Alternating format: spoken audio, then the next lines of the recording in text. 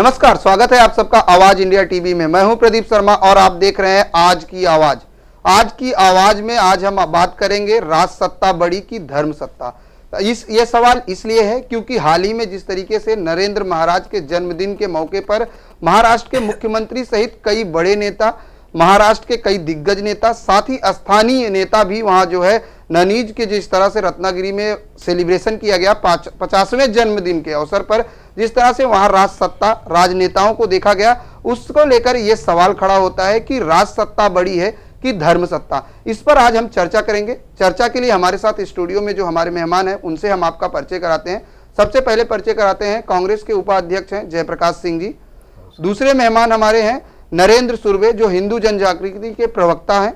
तीसरे मेहमान हैं राजेंद्र गायकवाड़ जो एडवोकेट हैं। इन तीनों मेहमानों से आज हम चर्चा करेंगे कि राज सत्ता बड़ी की धर्म सत्ता, इसको लेकर जो सवाल खड़ा हुआ है। क्योंकि जिस तरीके से महाराष्ट्र के मुख्यमंत्री की अगर हम बात करें तो इसके पहले भी महाराष्ट्र के मुख्यमंत्री काफी विवादों में थे, क्योंकि एक सोशल मीडिया पर एक फोटो वायरल हुआ था जिसको लेकर काफी विवाद, काफी बयानबाजी हुई थी। अब एक बार नरेंद्र महाराज के जन्मदिन के मौके पर मंच साझा करने को लेकर फिर सवाल खड़े हुए हैं राज सत्ता बड़ी की धर्म सत्ता। बात की जाए तो नरेंद्र जी, जिस तरीके से अब राज सत्ता बड़ी की धर्म सत्ता को लेकर क्या कहना चाहेंगे? यहाँ पर कोई भी संघर्ष नहीं है धर्म सत्ता और राजसत्ता में, और ये जो संघर्ष पैदा करने का, ये जो निर्माण करने का ये जो प्रयत्न किया जा रहा है वो भी गलत है।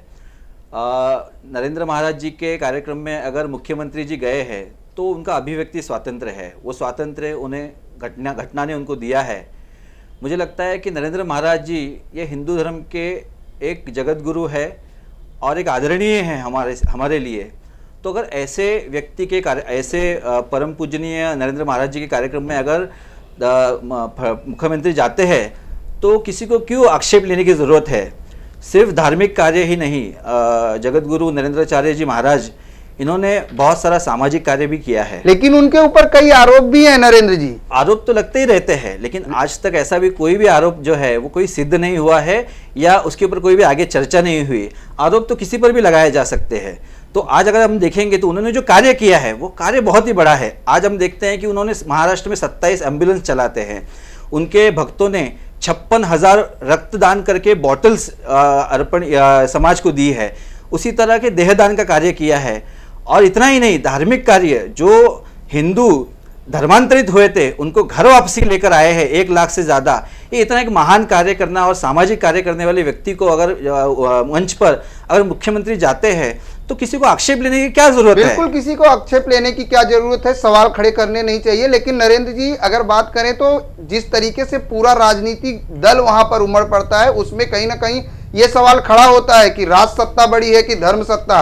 जयप्रकाश जी, अगर बात की जाए तो उस प्रोग्राम में महाराष्ट्र के मुख्यमंत्री जी ने कहा था कि राजनीतिक सत्ता शासक और उसके नागरिकों की प्रणाली का प्रतिनिधित्व करता है, लेकिन धार्मिक सत्ता के लिए कई त्याग करने पड़ते हैं और अत्यंत महत्वपूर्ण है। किस तरह से देखते हैं इस बयान को? राज सत्ता बड़ा होता है धर्म सत्ता से भारत में, क्योंकि भारत में विभिन्न धर्म के लोग रहते हैं। हम एक धर्म को अगर ज़्यादा बढ़ावा देंगे तो दूसरे धर्म के लोग को आघात पहुँचेगा।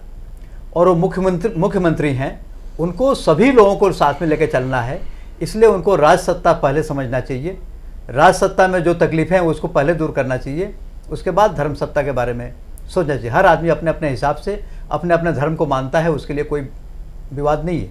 लेकिन राज सत्ता जो है वो सर्वप्रमुख है, क्योंकि हर धर्म के लोग इस राज्य में रहते हैं, इसलिए राज सत्ता ही उनको मानना चाहिए। और राज्य में क्या तकलीफ है, जितनी तकलीफें चल रही हैं यहाँ पर, उसको उनको पहले दूर करना चाहिए।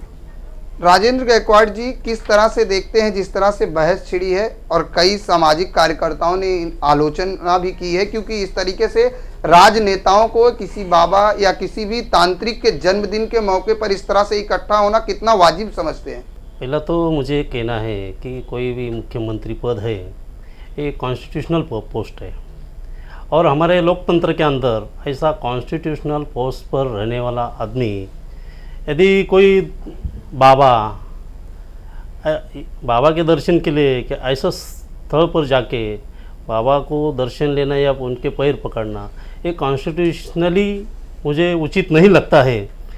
तो मैं ये कहना चाहता हूँ कि कोई भी लोकतंत्र के अंदर कोई आदमी कॉन्स्टिट्यूशनल पोस्ट पर है तो उसी आदमी ने जो सेक्युलरिज्म के हिसाब से चलना चाहिए। तो जो मुख्यमंत्री साहब वहाँ गए तो वहाँ जाने के बाद जो जाना मुझे लगता है उचित नहीं था। यहाँ तक मुझे इसके लिए मैं ये बोल रहा हूँ कि राज सत्ता ये धर्म सत्ता से बड़ी राज सत्ता है, और राज सत्ता में जो कॉन्स्टिट्यूशन के हिसाब से वो जो उन्होंने जाना वहाँ उचित नहीं था, यहाँ तक मैं बोल सकता है। नरेंद्र जी, सवाल ये भी खड़ा होता है, मुक्ता दाभोलकर हैं, बुद्धिवादी हैं, उन्होंने साफ तौर से कहा कि महाराष्ट्र के मुख्यमंत्री राजनीतिक सत्ता पर धार्मिक शक्ति अधिक महत्व दे रहे हैं, कहीं ना कहीं जो है स्वयंसेवक संघ की विचारधारा का समर्थन कर रहे हैं। मुक्ता दाभोलकर की बयान को लेकर मुझे ऐसा, अभी मुख्यमंत्री को क्या करना चाहिए क्या नहीं करना चाहिए, क्या अंधश्रद्धा निर्मूलन समिति और मुक्ता दाभोलकर निर्णय करेंगी, क्या हर एक चीज़ मुक्ता दाभोलकर को पूछ के करनी चाहिए क्या? तो जैसे यहाँ पर बाकी धर्मों के लोग रहते हैं, बाकी पंथों के लोग, मैं धर्म नहीं कहूँगा, पंथों के लोग रहते हैं, वैसे ही हिंदू भी रहते हैं। तो सेक्युलरिज्म में क्या हिंदू संतों के व्यासपीठ पर जाना बुरी बात है? मुझे ये सवाल मुक्ता दाभोलकर को पूछना है और बाकी सबको भी पूछना है। हम समानता की बात करते हैं, तो समानता की बात करते हैं तो हिंदू धर्म के धर्मपीठ पर, व्यासपीठ पर जाना क्यों गलत है? अब ये सिर्फ आज की बात है क्या?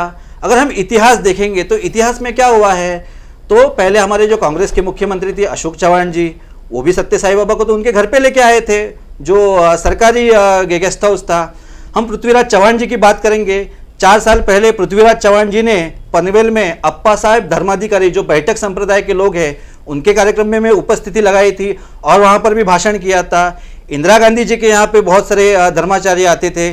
दिग्विजय सिंह जाकिर नायक के कार्यक्रम में गया था, जो आतंकवादियों का ये करता है, समर्थन करता है। जामा मस्जिद के बुखारी के पास में सोनिया गांधी गई थी। तो ये सब चलता है मुक्ता दाभोलकर को, तो ये क्यों नहीं चलता? ये मेरा सवाल है। जयप्रकाश जी, इनके सवाल का जवाब दीजिए। अभी गायकवाड़ साहब ने जो कहा कि इस पद पर रह करके समाज भ्रमित हो जाएगा कि अगर धर्म के गुरु ही चलाएंगे सत्ता और मुख्यमंत्री उनके बस में काम करेंगे तो समाज प्रभावित हो जाएगा कि भाई हम क्या करें, हमारा मुख्यमंत्री ही ऐसे बाबाओं के पास, फकीरों के पास, महात्माओं के पास दौड़ रहा है, तो हम लोग क्या करें, सब पूरा समाज जो है हिलडुल जाएगा। इसलिए इस पद पर रहते हुए उनको अपने धर्म को करने से मना नहीं किया जा रहा, लेकिन इस पद पर रहते हुए समाज और सत्ता को पहले देखना चाहिए, धर्म गुरु को बाद में, क्योंकि धर्म गुरु बहुत हैं, बहुत से लोग अच्छे बुरे में भी साबित हो चुके हैं। तो ऐसे जाने पर कुछ कहा नहीं जा सकता, कल किसी के बुरे कर्म में अगर शामिल हो जाए तो मुख्यमंत्री जी उसमें जाने पर अच्छी बात नहीं है। ऐसे बहुत से धर्मगुरु हैं जो आज अच्छे बुरे में शामिल हो गए हैं, नाम नहीं ले रहा हूँ। बिल्कुल, बहुत सारे धर्मगुरु हैं जो कई, अगर बात की जाए तो कई आरोपों में घिरे हैं, जांच कई मामले पे चल रही हैं। ऐसे में जिस तरीके से अब नरेंद्र महाराज के जन्मदिन के अवसर पर, और अगर बात की जाए तो महाराष्ट्र सहित केंद्र के भी कई नेता शामिल होते हैं, सेलिब्रेशन जश्न करते हैं, वहीं जिस तरीके से महाराष्ट्र के मुख्यमंत्री ने बयान दिया उसको लेकर जिस तरीके से अब चर्चा शुरू है, उस पर सवाल खड़े हैं कि राज सत्ता बड़ी की धर्म सत्ता, इस पर चर्चा जारी रहेगी। वक्त हो चला एक छोटे से ब्रेक का, ब्रेक के बाद फौरन हाजिर होते हैं।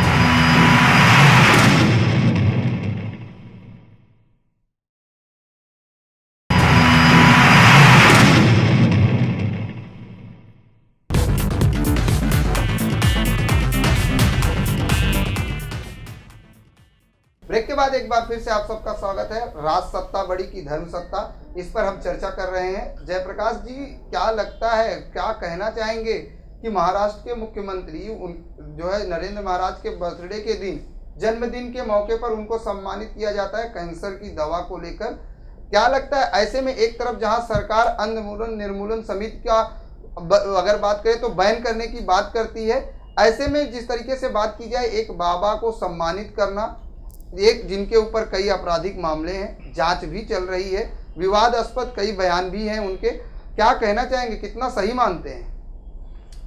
मुख्यमंत्री जी को ऐसा नहीं करना चाहिए, उससे अंधविश्वास की तरफ समाज जाने लगता है और ऐसे जहाँ पर जांच का काम चालू है, ऐसे महान संत का मैं भी प्रणाम करता हूँ, लेकिन अगर जांच का काम चालू है तो उनको भी इससे दूरी बना के रखना चाहिए। नरेंद्र जी क्या कहना चाहेंगे इस तरह, जहां एक तरफ अगर बात की जाए आपकी भी समिति जो है अंध निर्मूलन समिति का विरोध करती है, और ऐसे ही अगर बाबाओं को जो है सम्मानित किया जाता है, और ऐसे ही धर्म गुरुओं की अगर हम बात करते हैं तो कई ऐसे मामले, जैसे पहले भी हमने कहा है, आपकी समिति किस तरह से देखती है? नहीं, कैसे है कि मैंने पहले भी आपको ये कहा कि जांच चल रही है, तो अगर और ऐसे पहले तो मैं आपको ये बता देना चाहता हूँ कि जगत गुरु नरेंद्राचार्य जी महाराज के ऊपर कोई भी जांच चल नहीं रही है, और ऐसा कोई भी उनके ऊपर आपराधिक मामला नहीं है। ये जो आप बता रहे हैं वो सरासर झूठ है, पहली बात। दूसरी बात, आप धर्म सत्ता और राज सत्ता का ये जो संघर्ष बता रहे हैं, तो हमें अपना जो इतिहास है वो इतिहास भी समझ लेना चाहिए। आज तक का हमारा जो इतिहास है, उस इतिहास में अगर हम देखेंगे तो कभी भी हमारी धर्म सत्ता ने सिंहासन के ऊपर नहीं बैठे हैं। हम रामायण का उदाहरण लेंगे, महाभारत का उदाहरण लेंगे, उसके बाद अगर हम आर्य चाणक्य और चंद्रगुप्त का उदाहरण देंगे, छत्रपति शिवाजी महाराज, समर्थ रामदास स्वामी का उदाहरण देखेंगे, यादव का, चालुक्य का, विजयनगरी का, हिंदू साम्राज्य का उदाहरण देखेंगे, तो किसी भी राज सत्ता में धर्म सत्ता या धर्माचार्य कभी भी सिंहासन पर नहीं बैठे हैं। जो धर्मगुरु होते हैं वो क्या होते हैं, तो वो एक उनको जो राजा होते हैं वो राजा को मार्गदर्शन करने वाले होते हैं। और जब राजा अपना राज धर्म भूल जाता है, उसको अहंकार आ जाता है, तो जो धर्माचार्य होते हैं वो उनको राजधर्म बताते हैं कि ऐसे ही गलत है, आपका कर्तव्य क्या है, आपको प्रजा की किस तरह से पालन पोषण करना चाहिए। तो ये हमारी धार्मिक संस्कृति है, यानी और ये हमें समझ में आना चाहिए। नरेंद्र जी, ये कहा जाए कि नरेंद्र महाराज जो है मुख्यमंत्री जी को राज सत्ता समझाने के लिए ऐसा वहां पर शामिल हुए थे जश्न में? नहीं, वहाँ पर अगर हम देखेंगे तो नरेंद्र महाराज जी के वहाँ पे अगर हम उनका मुख्यमंत्री जी के भाषण पर, मुझे पता नहीं आपने सुना है कि नहीं व्यवस्थित से, तो उन्होंने जो भाषण किया है वो भाषण में भी उन्होंने यही कहा है कि जब समाज में भ्रष्टाचार बढ़ जाता है और अनीति बढ़ जाती है, तब जगत गुरु शंकराचार्य जी, नरेंद्र महाराज जी से संत समाज में आते हैं और लोगों को एक नीति सिखाते हैं, नैतिक मूल्य का शिक्षण देते हैं, और समाज को नीति क्या होती है, त्याग क्या होता है, उसके बारे में बताते हैं। तो राजेंद्र जी क्या कहना चाहेंगे? इन्होंने, नरेंद्र जी ने बड़ी अच्छी बात ये कही कि जब समाज के जो राजा होते हैं, जो राज्य में राजा होते हैं, वो शायद नीति भूल जाते हैं, तो जगत गुरु उन्हें नीति बताते हैं। क्या कहना चाहेंगे इस 5वें जन्मदिन के मौके पर इस समारोह को लेकर? नीति की बात, ये तो बात गलत है, क्योंकि नीति ये हिंदू धर्म के जो तत्व है वो बताना और राजनीति एक विषम, दोनों भी कॉन्ट्ररी है। तो जहाँ तक राजनीति का सवाल आता है तो धर्म बाजू में हो जाता है। बिल्कुल। जयप्रकाश जी क्या कहना चाहेंगे नरेंद्र जी के स्टेटमेंट को लेकर, क्या कहना चाहेंगे? अपने धर्म को मानना कोई बुरा नहीं है, लेकिन नीति भूल गया है तो इस पद के लायक नहीं है। तो नीति नहीं भूलना चाहिए। इस पद पर, जो इतनी बड़े पद पर दिया गया है, तो उसको अपने नीति सिखाने के लिए यहाँ IAS IPS अधिकारी रहते हैं जो नीति सिखाते हैं। वो नीति नहीं भूल सकता। पहले जैसा समय आज नहीं है। IAS IPS अधिकारी हैं नीति सिखाने के लिए, ताकि वो अपने नीति को चालू रखे। अपने अपने धर्म को मानने के लिए हर आदमी माने, उसके लिए भारत का संविधान है कि हर आदमी अपने अपने धर्म को माने, अपने अपने धर्म के हिसाब से पूजा पाठ करे, उसके लिए रोक नहीं है। लेकिन नीति भूल रहा है तो वहाँ राजनीति में सिखाने के लिए IAS IPS और तमाम सलाहकार हैं। अब आज की डेट में तमाम गुरु पर विवाद चल रहा है, कई आपराधिक मामले में अंदर है। केवल आज की डेट में मैं सभी संत को मैं प्रणाम करता हूँ, लेकिन आज जितने संत लोग धन बटोर रहे हैं, उतना एक गृहस्थ धन नहीं बटोरने के पीछे पड़ा है। मैं सभी संतों को प्रणाम करता हूँ, जो अच्छे हैं वो इसको बुरा न माने। लेकिन आज के समाज में ऐसा चल रहा है, जितनी संत को जरूरत पड़ गई है उतना साधारण आदमी को जरूरत नहीं पड़ी। नरेंद्र जी क्या कहना चाहेंगे? जयप्रकाश जी ने बड़ी ही सरलता से एक सवाल खड़े किए कि आज जो है, जो धर्म गुरु हैं उनको धन की ज़्यादा ज़रूरत है। मुझे लगता है कि ये कांग्रेस की पहले से ऐसी नीति रही है कि हिंदू धर्म के जितने संत हैं उनको इस तरह से टारगेट करना, और आज भी उन्होंने वही किया है। और ये कभी भी राज्यकर्ता के बारे में बोलेंगे नहीं। जो बाजी बेच रहा था आज करोड़ों रुपए की जायदाद लेके बैठा, प्रॉपर्टी लेके बैठा है। एक राज्यकर्ता जो चेंबूर में गुंडगिरी कर रहा था, आज वो बड़ा नेता है और करोड़ों रुपए के होटल्स लेके घूम रहा है। ऐसे बहुत सारे राजनेता है जो कुछ नहीं थे, आज करोड़ों रुपए। एक किसान था, आज बीसीसीआई का अध्यक्ष होता है, आईसीसी का अध्यक्ष होता है, करोड़ों रुपए की प्रॉपर्टी आज पूरे भारत में उसके पास है। इसके बारे में ये सच्ची में बयान नहीं करेंगे। आदर्श में इतने सारे जो घोटाले हुए, बोफोर्स से लेकर कांग्रेस के जो आदर्श तक घोटाले हुए, इसके बारे में ये कभी नहीं बात करेंगे। तो पैसे की लालच किसको है ये मुझे से ज़्यादा उनको पता है, और इस तरह से हिंदू संतों को टारगेट करना मुझे लगता है ये बिल्कुल भी गलत है। मैं हिंदू और मुसलमान किसी संत पर नहीं किया, बहुत सारे लोग इस तरह के हैं। मैं सभी संतों को प्रणाम करता हूँ, चाहे हिंदू संत हो या मुसलमान संत हो या ईसाई संत हो। सब गुरु अच्छे के लिए बनाए गए हैं। लेकिन जो आज कई लोगों का जो मामला चल रहा है कि इतने ज़्यादा हो गया है, वहाँ जमा होता है जिससे गरीब आदमी को उससे बहुत बड़ा देश के लिए सहायता हो सकता है, राज्य के लिए सहायता हो सकता है। तो केवल संत ऐसे नहीं, केवल संत, सब संत त्याग का ही काम कर रहे हैं। जमा करने के लिए भी बहुत सारे संत काम किए हैं जो आज उस आपराधिक मामले में दर्ज है। लेकिन मैं ऐसे सब संत का तो नाम नहीं ले रहा हूँ। जो संत जमा नहीं करते हैं, समाज में कर रहे हैं, उनको मैं सादर प्रणाम करता हूँ, उनके लिए मेरा कोई विवाद नहीं है। राजेंद्र जी, अगर बात की जाए, एक तरफ नरेंद्र जी ने कहा कि राजनेता धन बटोरने में लगे हैं, चाहे वो किसान रहे हों, लेकिन आज वो राजनेता होते हैं तो उनके पास करोड़ों प्रॉपर्टी होती है। वहीं जयप्रकाश जी ने कहा कि संत में भी कुछ ऐसे संत हैं जो धन को जिनको ज़्यादा ज़रूरत है। क्या कहेंगे इन दोनों मेहमानों के स्टेटमेंट पर? मैं सभी साधु संतों का आदर करता हूँ, मगर साधु संतों को कोई संपत्ति की या पैसे की ज़रूरत क्या है? उन्होंने जब त्याग किया है तो त्याग के हिसाब से साधु संत को प्रॉपर्टी की या संपत्ति की, पैसे की ज़रूरत नहीं। देश के गले पर जो डल्ला मार रहे हैं, तो ये उन्होंने जो कर रहे हैं वो गलत काम कर रहे हैं। उन्होंने भी ऐसा नहीं करना चाहिए, ऐसा मुझे लगता है। बिल्कुल, अगर बात की जाए तो जिस तरीके से साधु संतों की बात की जाए और राजनेताओं की, नरेंद्र जी जैसे आपने कहा कि शायद कांग्रेस की ये नीति रही है, लेकिन सवाल यहाँ पर यह है कि जिस तरीके से अब साधु संत या धर्मगुरु की हम बात कर रहे हैं, आपने कहा कि हिंदू धर्मगुरु की, ऐसे में लेकिन हम अगर नज़र डालें तो सभी संतों को या सभी राजनेताओं की, चाहे वो बात की जाए पहले के नेता या अभी की बात की जाए, जैसे आपने पहले भी नाम गिनाए हैं, हम नाम नहीं गिनाना चाहेंगे, लेकिन ये देखा गया है कि राजनेता जो है धर्म गुरुओं की शरण में ज़्यादा देखे गए हैं। तो जिस पर यह सवाल जरूर खड़ा होता है कि राज सत्ता बड़ी है कि धर्म सत्ता, इस पर चर्चा जारी रहेगी। वक्त हो चला एक छोटे से ब्रेक का, ब्रेक के बाद फौरन हाजिर होते हैं।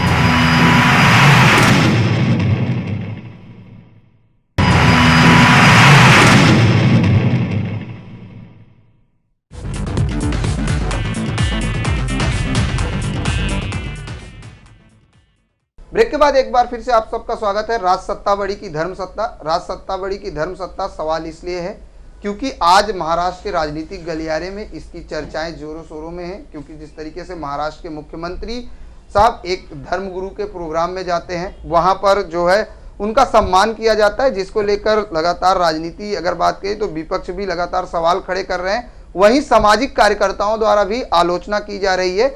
नरेंद्र जी, अगर बात की जाए आपकी समिति की, तो आपकी समिति को लेकर भी कई सवाल और कई आरोप लगाए गए हैं।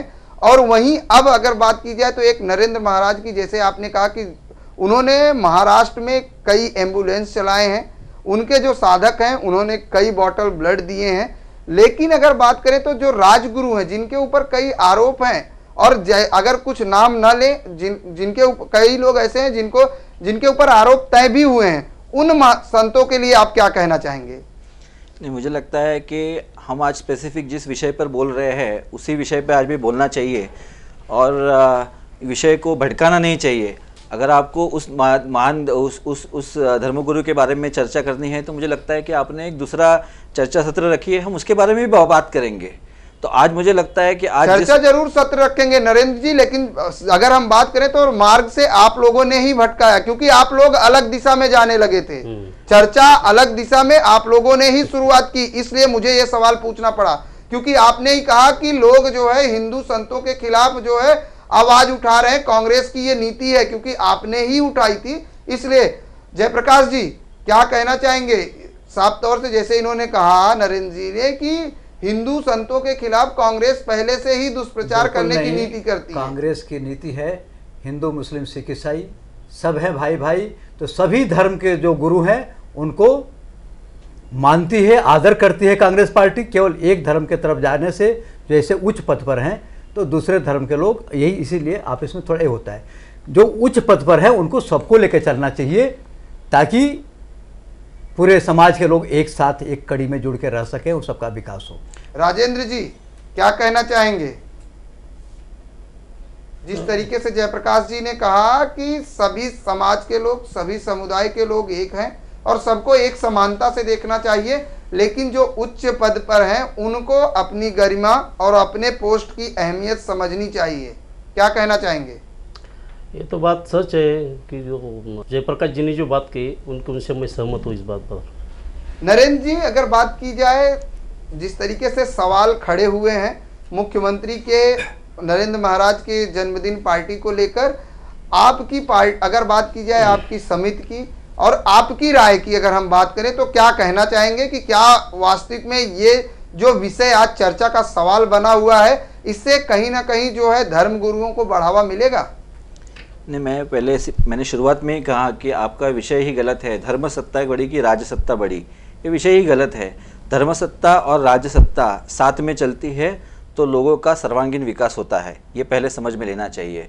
दूसरी बात ये है कि हिंदू साधु संतों के पास में अगर हमारे मुख्यमंत्री जी जाते हैं और जगतगुरु नरेंद्राचार्य जी महाराज के अगर इसमें जाते हैं तो मुझे वहाँ कुछ भी गलत नहीं लगता। तो ये जो आज ये बखेड़ा या ये विवाद जो खड़ा किया गया है वो मुझे लगता है बिल्कुल ये गलत विवाद है।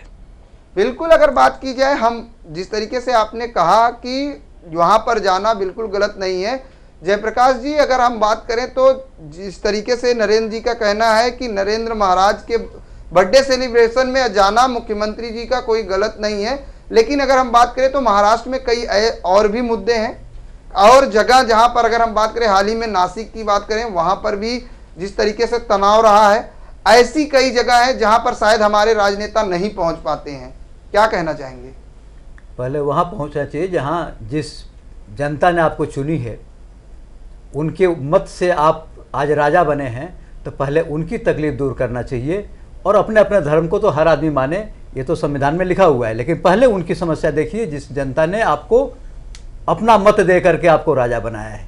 पहला उनका सुनना आपका फर्ज है, इसलिए राजनीति पहले रखना चाहिए। धर्मनीति अपने अपने जात के हिसाब से, अपने अपने धर्म के हिसाब से अपने घर में मानना चाहिए, लेकिन राजनीति को सर्वोपरि स्थान देना चाहिए, क्योंकि आप राजनीति का सर्वोपरि पद पाए हुए हैं सबके वोटों से, सबके मत से।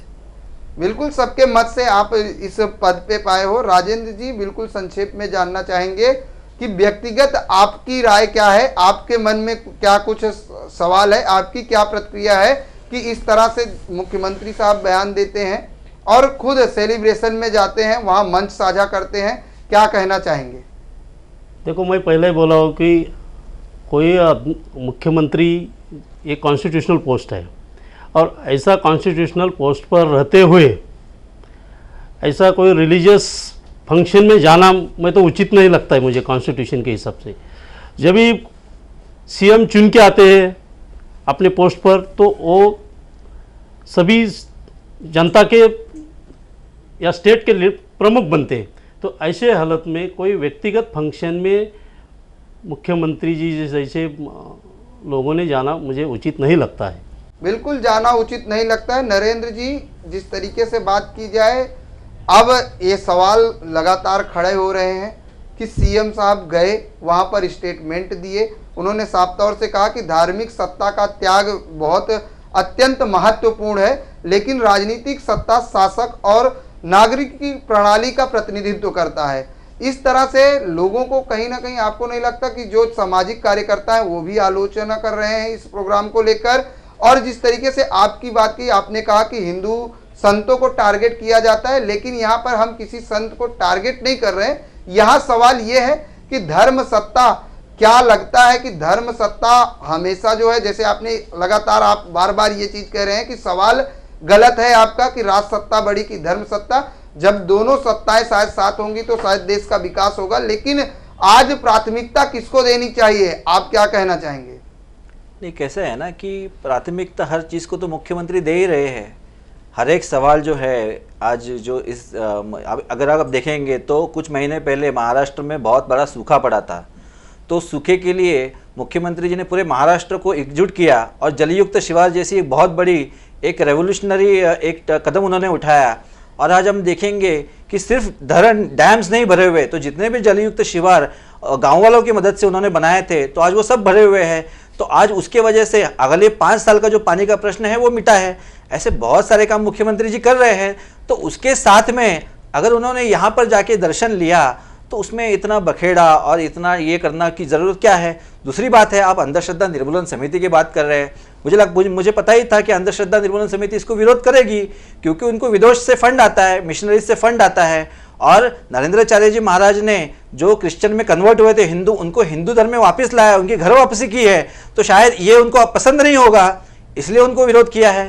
तो मुख्यमंत्री जी महाराष्ट्र के हर एक प्रश्न के लिए प्रयास कर रहे हैं। और उसके साथ में उन्होंने अगर जगत गुरु धर्माचार्य नरेंद्र महाराज जी के अगर उसमें वहाँ पे दर्शन लिया और कार्यक्रम में अगर सम्मिलित हुए, तो इतना बड़ा विवाद खड़ा करना मुझे लगता है बहुत ही गलत है। बिल्कुल जयप्रकाश जी, नरेंद्र जी ने कहा कि अंधश्रद्धा निर्मूलन समिति जो विरोध कर रही उससे उनको पैसा मिलता है। कांग्रेस ने भी विरोध किया था, सनातन संस्था का कांग्रेस ने भी विरोध किया था। क्या कहना चाहेंगे? देखिए, धर्म अपनी जगह पर है और अंधविश्वास तो बंद करना इसलिए ज़रूरी है कि बहुत सारे मामला आपके सामने दिखाई दे रहा है कि बहुत सारे लोग धन गंवा बैठे, जान गंवा बैठे इस अंधविश्वास के कारण। तो समाज को इसको रोकना बहुत ज़रूरी है। और ऐसे प्रमुख पद पर रह करके ऐसे समाज में अगर जाएंगे तो लोगों को भ्रमित हो जाएंगे कि ये भी अंधविश्वास में विश्वास रखते हैं। धर्म मानना चाहिए, अपने गुरु को मानना चाहिए, उनको प्रणाम करना चाहिए, लेकिन वो अपने व्यक्तिगत सामाजिक तौर पर नहीं तो समाज के लोग समझेंगे कि जब मुख्यमंत्री अंधविश्वास पर विश्वास करते हैं, अपने नियम कानून पर विश्वास नहीं करते, तो हम लोगों का क्या हाल होगा। इसलिए राजनीति बड़ा होना चाहिए, अपना अपना धर्म अपने अपने हिसाब से सबको मानना चाहिए। धर्म अपने अपने हिसाब से मानना चाहिए, राजनीति बड़ी होनी चाहिए। राजेंद्र जी, क्या आपका सवाल है कि राज सत्ता बड़ी की धर्म सत्ता, किसको प्राथमिकता देते हैं आप? देखो, सबसे बड़ी राज सत्ता है, सबसे बड़ा अपना कॉन्स्टिट्यूशन है। और कॉन्स्टिट्यूशन और राज सत्ता, इससे बड़ा दूसरा कोई सत्ता हो नहीं सकती। बिल्कुल, राज सत्ता बड़ी होनी चाहिए, प्राथमिकता भी राज सत्ता को ही देनी चाहिए, क्योंकि आज अगर बात करें तो राज सत्ता से ही पूरा देश चलता है, पूरा राज्य चलता है। और राज सत्ता के ही जिस तरीके से बाबा साहब अंबेडकर ने जब संविधान बनाया था, उस दौरान अगर बात की जाए तो राज सत्ता को ही प्राथमिकता दी गई है। और शायद हमें उसी के हिसाब से, अपने संविधान के हिसाब से ही चलना चाहिए। आज की चर्चा में आप शामिल होने के लिए आप तीनों मेहमानों का धन्यवाद। आप लोग यहाँ पर आए और अपनी अपनी राय रखे कि राज सत्ता बड़ी की धर्म सत्ता, जिस पर हम सवाल जो है जस का तस बना हुआ है। आखिर चर्चा इसलिए होती है कि लोगों की मत क्या है, लोगों का राय क्या है, क्योंकि जिस तरीके से अब सवाल खड़े हो गए हैं, महाराज नरेंद्र महाराज के जन्मदिन के मौके पर राजनेताओं को शामिल होना, मंच साझा करना, उसको लेकर कहीं ना कहीं तमाम सवाल खड़े हो रहे हैं कि वजह क्या है कि राज सत्ता जो है हमेशा से देखी गई है कि धर्म सत्ता के आसपास ही भटकती दिखाई दी है। और जिस तरीके से अगर बात की जाए तो लोगों का ये भी कहना है कि शायद दोनों सत्ताएं अगर साथ में हो, चाहे वो धर्म सत्ता या राज सत्ता अगर साथ में हो, तो शायद देश का विकास होगा। लेकिन अगर प्राथमिकता राज सत्ता को दी जाती है तो शायद सर्वांगीण विकास होगा। आज के लिए बस इतना ही। देखते रहिए आवाज इंडिया टीवी।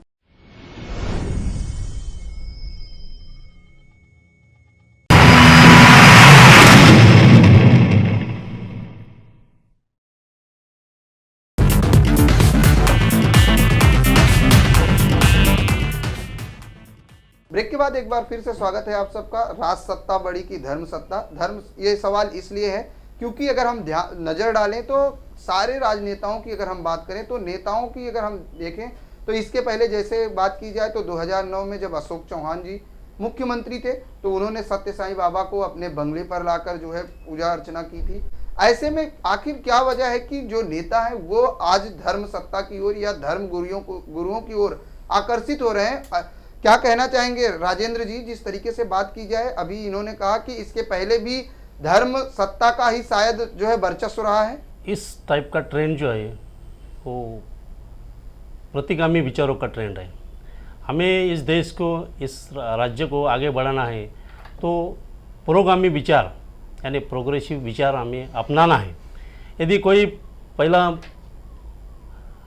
ऐसा कि बोले अशोक चौहान जी भी गए थे सत्य साई बाबा की तरफ, या और कोई नेतागण भी गए थे, तो ये बात मुझे ये लगता है कि उन्होंने गया करके मैं जाना चाहिए, ऐसा कुछ नहीं है। नया ट्रेंड लाना चाहिए और इस राज्य को या देश को आगे बढ़ाना है तो हमें आधुनिक विचार स्वीकार करके, पुरोगामित्व स्वीकार करके हमें आगे चलाना पड़ेगा। इस राज्य को आगे बढ़ाना है या देश को आगे बढ़ाना है तो हमें ये प्रोग्रेसिव विचार, पुरोगामी विचार का स्वीकार करना पड़ेगा। और उन्होंने किया करके, या अशोक चौहान जी सत्य साई बाबा की तरफ गए थे करके हमें भी, या अभी जो है उन्होंने भी वहाँ जाना चाहिए। तो ये ट्रेंड स्टॉप बिल्कुल करना राजेंद्र चाहिए। जी, ये कहा जाना चाहिए कि अगर कोई दूसरा करता है तो उसी के पीछे हमें भी नहीं जाना चाहिए, ऐसा साफ तौर से। लेकिन जयप्रकाश जी, बात की जाए तो नरेंद्र जी ने कई अहम बात कही कि दिग्विजय सिंह ने भी शामिल हुए थे, अशोक चौहान जी भी शामिल हुए थे। अब जिस तरीके से महाराष्ट्र के मुख्यमंत्री जी ने शामिल हुए तो इसमें कोई हर्ज नहीं। लेकिन आप क्या कहना चाहेंगे? आपका व्यक्तिगत अगर हम बात करें तो धर्म सत्ता का वर्चस्व बढ़ता दिखाई दे रहा है, क्या कहना चाहेंगे?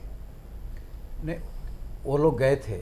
अब देखिए, दिग्विजय सिंह हिंदू होते हुए मुस्लिम गुरु के पास गए प्रवचन में जाए, तो हमारे यहाँ जो कांग्रेस के लोग थे किसी एक धर्म को बढ़ावा दे करके विभाजन और फूट डालने का काम नहीं करते थे, वो सबको मानते थे। लेकिन यह जो पार्टी है वो बार बार आपसी विभाजन, धर्म के नाम पर जो विभाजन करती जा रही है, भाईचारा खत्म हो रहा है। हिंदू मुस्लिम सिख ईसाई जो इस देश में एक साथ मिलजुल के रहते थे, उस भाईचारा को ख़त्म करने का काम जो है ये सरकार, चाहे केंद्र की सरकार हो या महाराष्ट्र की सरकार हो, ये काम कर रही है, जिससे यहाँ अच्छे ढंग से रहने वाले हिंदू मुस्लिम सिख ईसाई भयभीत होकर रहना पड़ रहा है।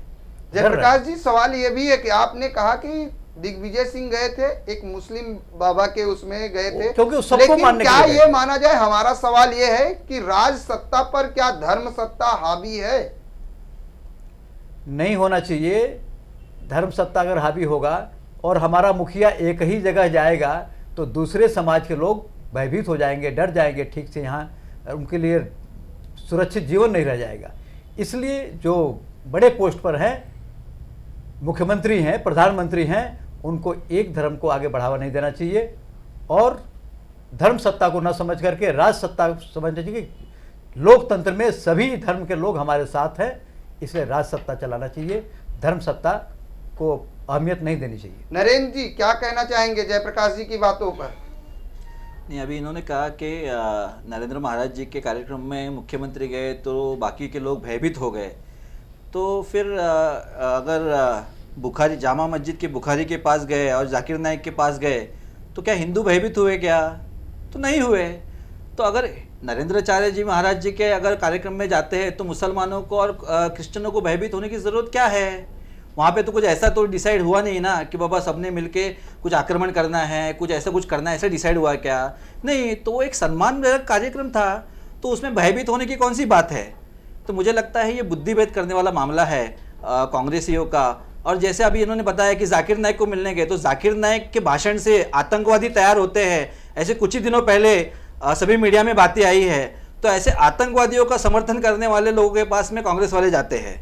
अभी दूसरी बात रही बात की पुरोगामी और प्रतिगामी की, तो मुझे लगता है कि देश को स्वतंत्रता मिलने के बाद 69 वर्ष हुए हैं, तो ये दिखता है कि पुरोगामियों के पास कितने कार्यकर्ता है, तो 100 से भी ज़्यादा नहीं होंगे।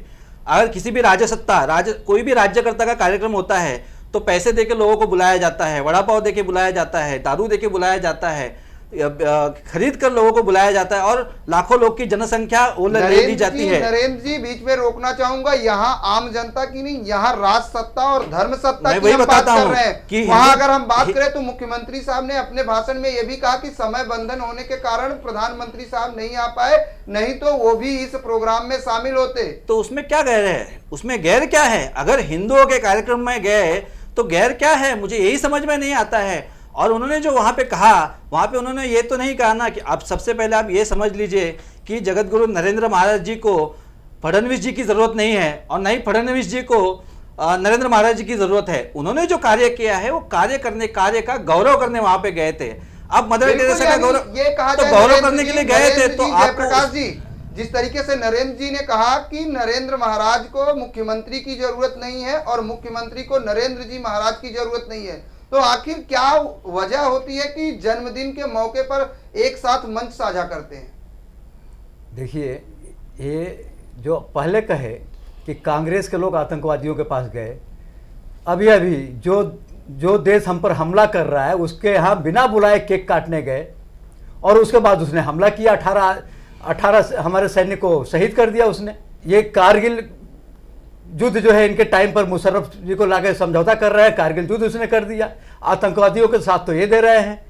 यहाँ तो आतंकवादियों को फांसी पर सजा देने के लिए अभी अभी जो है अफजल गुरु को दिया गया, कसाव को दिया गया, दुनिया जानी भी नहीं दे दिया गया। यहाँ हम जयप्रकाश जी शायद हम मार्ग से भटक रहे हैं, हम टॉपिक कह रहा से हूं चेंज हो रहे हैं कि इनको राजेंद्र जी क्या इनको कहना जो है चाहेंगे जिस राज तरीके से सत्ता नरेंद्र जी ने समझना कहा, चाहिए, जयप्रकाश जी धर्म आपके सत्ता पास नहीं हम समझना, फिर आएंगे, आगे जाना जयप्रकाश चाहिए। जी आपके पास फिर आएंगे। राजेंद्र जी क्या कहना चाहेंगे? नरेंद्र जी ने जिस तरह से कहा कि महाराज जी को मुख्यमंत्री की जरूरत नहीं थी और ना ही मुख्यमंत्री को महाराज जी की जरूरत है, तो वजह क्या होती है? 50वें जन्मदिन के मौके के सेलिब्रेशन पे कई राजनेता, मुख्यमंत्री सहित, केंद्रीय मंत्री सहित, सभा विधानसभा स्पीकर सहित कई से तमाम राजनेता, स्थानीय राजनेता वहां पर पहुंच जाते हैं, क्या कहना चाहेंगे? देखो, जब जब कोई राजकीय नेता ऐसा अवसर पर जाता है तो खास करके उनके मन में पॉलिटिकल गेन यानी राजकीय फ़ायदा उठाने के हेतु से वो वहाँ जाते हैं। तो मुझे लगता है वहाँ जाना उनका एक पॉलिटिकल वोटर्स कलेक्ट करना या राजकीय फ़ायदा उठाने के हेतु से वहाँ राजकीय लोग वहाँ मौजूद होते हैं। नरेंद्र जी, साफ तौर से राजेंद्र जी ने कहा कि राजनीतिक फायदा होता है तभी शायद राजनेताओं को टाइम निकालना जाता है, लेकिन अगर बात की जाए आज देश में सामाजिक संस्थाओं के साथ कई, जैसे हिंदू जन जागृति संस्था जो आपकी है, बात की जाए सनातन संस्था, ऐसे तमाम संस्थाएं हैं, लेकिन वहीं अगर हम बात करते हैं तो जो धर्म गुरु हैं उन पर कई ऐसे गुरुओं पर आरोप भी है और उसकी जांच भी हो रही है। क्या कहना चाहेंगे ऐसे गुरुओं को लेकर जिनके ऊपर आपराधिक मामले भी दर्ज हैं, जांच होती है, क्या संस्था उन पर कार्रवाई करेगी? आपके क्या उसका विरोध करेगी? नहीं, कैसे है ना कि हमें इस देश का कानून है, तो जैसे राजनेताओं के ऊपर भ्रष्टाचार के आरोप होते हैं, अभी अशोक चव्हाण जी के ऊपर आदर्श घोटाले का आरोप है, तो जांच चल रही है, तो क्या कांग्रेस ने उनको निकाल दिया? क्या नहीं निकाला ना। वैसे ही बहुत सारे नेता हैं, लालू प्रसाद यादव पे चारा घोटाला का आरोप है, उनकी बड़ी जांच चल रही है, तो अभी उनको दोषी मान सकते हैं क्या? तो नहीं मान सकते। वैसे ही है, जगत गुरु अगर हमारे किसी संतों के ऊपर ऐसे आरोप है तो उनकी जांच चल रही है, जब तक वो साबित नहीं हो जाता तब तक उनको आरोपी कैसे मान ले?